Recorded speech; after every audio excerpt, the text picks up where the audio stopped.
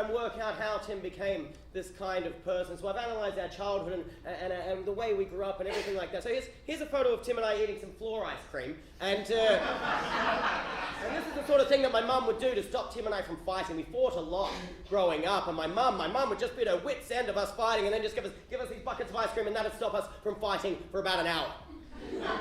Now imagine how much at her wit's end your mum needs to be. These are fucking giant buckets of ice cream! And of course that's why I'm looking quite sick in this photo. And of course Tim, being the addict, is just smashing his down, just more. And I should have known at this age that Tim would grow up to be this kind of addictive personality, but I had no idea. He was my hero growing up. My brother, 2 years older than me. I followed him around everywhere. I did whatever he did. He was my hero. I had no idea. And here's another photo of me and my tan dad and Tim.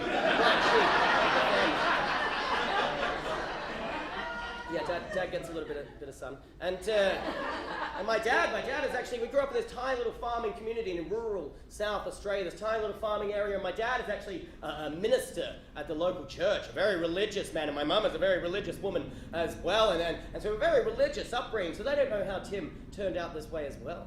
And my dad, this very, very serious man, this is how serious my dad is. When I was about 6 years old, when I was about this age, one of my favourite things to do was to tell jokes. I used to like to tell knock-knock jokes. They were the only jokes I knew at that age. And Dad called me over when I was 6 years old. He sat me on his knee, he looked at me in my eyes and he said, "You need to stop telling knock-knock jokes."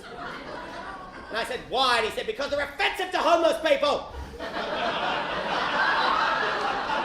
That's how serious this man is, a very serious and stern man, and my mum is a serious woman as well, and I've got two much older brothers as well. My oldest brother, Chris, he loves bongs more than breathing. My second oldest brother, Alf, he's quite religious like mum and dad. And then you've got Tim, the third son, the black sheep of the family. And then you've got me, the youngest, the observer. And so growing up, none of us really had any idea that Tim would become this kind of person either. And I remember around this age, the only other thing that Mum would do to stop Tim and I from fighting, besides give us a floor ice cream, we can't do that every day, and she'd sit us in front of the television. And she said, Tim on one side of the couch, me on the other side of the couch. We couldn't sit next to each other because we'd fight. And she'd sit us on each end of the couch and put on a VHS tape of the Wonder Years. Now, does everyone remember the Wonder Years? Yeah. The Wonder Years. And so that's all I wanted from Tim was to have a good brotherly relationship where we get up to hijinks and do things together. We never did that. All we did was eat the floor ice cream and watch the Wonder Years. And I remember this one day when we've been fighting a lot and Mum put us in front of the Wonder Years, and my dad, the serious man, he's also one of those men, well, when he's around the house, he's one of those men who doesn't like to get his clothing creased. So when he's around the house and around the farm and everything, as soon as he gets home, he's just got these gross old Y-front jocks just hanging from this hook in his bathroom. And as soon as he gets home, off come all his clothes and on come these gross old Y-front jocks. And that's what he wears just around the house all the time. Sometimes the Y-fronts and gumboots, just fixing things up around the house. He's one of those men. Is anyone else one of those people who just wears your undies around the house? It's fine if you are. There are a lot of us out there. But my dad was one of these people just wearing these gross old Y-fronts every day around the house. And I remember this day that Tim and I were fighting. We were watching the Wonder Years, and Dad walked into the living room just in these gross old Y-fronts and sat in between us on the couch. And just as Dad was talking to us, both Tim and I noticed out of the corners of our eyes that Dad's penis had fallen out of the Y in the Y-fronts, and he hadn't noticed.